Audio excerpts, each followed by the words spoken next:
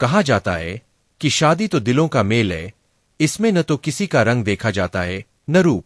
लेकिन कुछ लोग ऐसे भी होते हैं जिन्हें सिर्फ चेहरों से प्यार होता है। चाहे इंसान दिल का कितना भी साफ क्यों न हो, उससे मतलब नहीं। ऐसा ही मामला मध्य प्रदेश के ग्वालियर से सामने आया है।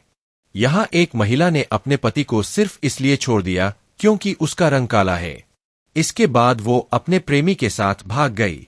अब उसी के साथ लिव इन रिलेशन में रह रही है। महिला को अपनी 1.5 महीने की बेटी पर भी तरस नहीं आया। वो उसे यूं ही बिलखता हुआ छोड़ गई। अब महिला का पति न्याय की गुहार लगा रहा है। उधर नन्ही बेटी मां के लिए रोती रहती है।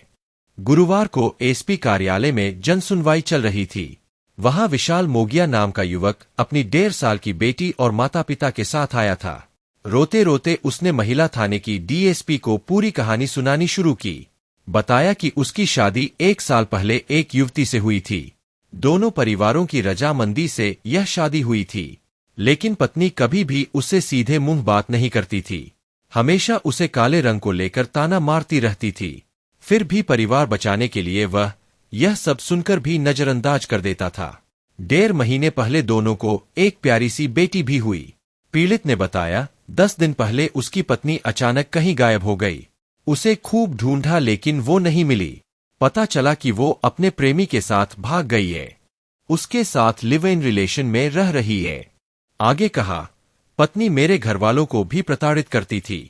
अपने मायके वालों के साथ भी उसके संबंध ठीक नहीं थे।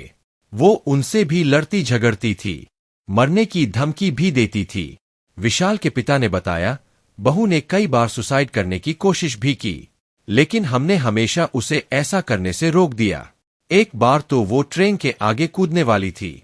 उसे बचाने के चक्कर में मेरा ही एक्सीडेंट हो गया।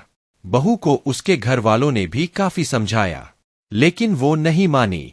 विशाल की मां ने कहा, शादी के बाद से ही वो हमारे बेटे से लड़ती थी। हमने कई बार उसे समझाया, वो नहीं मानी। वजह पूछी तो कहा कि आपका बेटा काला है और मुझे उसके साथ नहीं रहना। 10 दिन से हमारी पोती मां के लिए तड़प रही है, लेकिन वो वापस आ ही नहीं रही। पीड़ित परिवार की बातें सुनकर डीएसपी किरण ने कहा, परिवार का आवेदन महिला थाने में भी लगा दिया गया है।